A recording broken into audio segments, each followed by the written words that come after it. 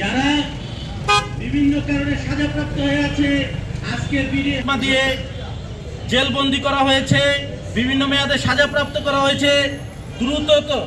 দ্রুত গতিতে স্বাধীন তদন্ত কমিটি গঠন করে তাদেরকে সেই মামলাগুলো নিষ্পত্তি করে যারা একনিষ্ঠ দোষী তাদেরকে দোষী করে, যারা নির্দোষ আছে তাদেরকে জেল থেকে মুক্তির সুবন্দোবস্ত করা হোক।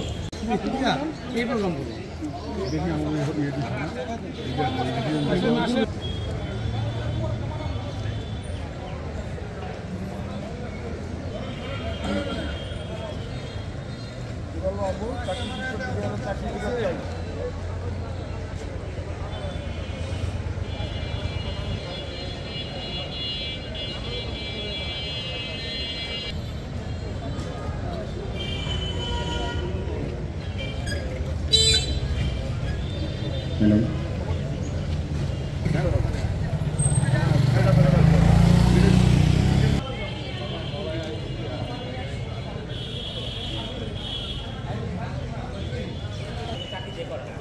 আত্মীয় স্বজন